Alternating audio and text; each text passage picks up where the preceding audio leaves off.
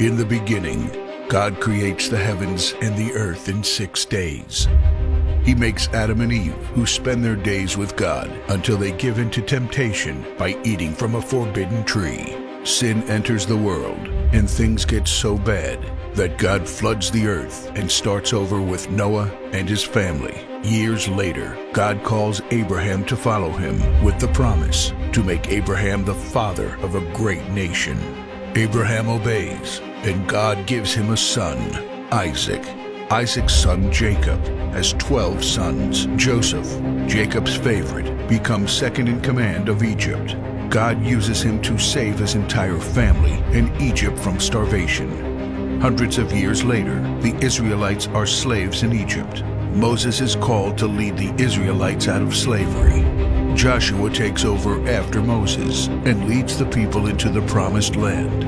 After Joshua, God raises up judges, temporary military leaders like Deborah, Gideon, and Samson, who protect and fight for God's people. The people tire of this leadership, and they call for a king. God gives Israel King Saul, King David, and then King Solomon. But it's all downhill from here. The people rebel, the kingdom of Israel is divided, and everyone turns their back on God. Prophets like Elijah, Isaiah, Micah, and Jeremiah warn that if people don't repent of their sins, there will be consequences. But the people ignore their warnings. The divided kingdoms are conquered, and God's people face captivity in foreign lands. People like Daniel show great courage and stand up for God when no one else does. Some of the exiled people return to the promised land, but for 400 years, God is silent. No prophets, no miracles, and no angel visitations. But then, the silence is broken when Jesus is born. He lives a perfect life, teaches truth, and performs miracles, proving He is God.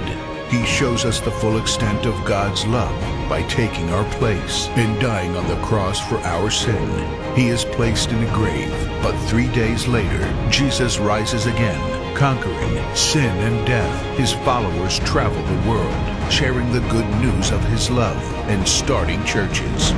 We now are part of this story, and we have the chance to change the world and share His love, because one day He will crack open the sky and He will return. It's the greatest story ever told.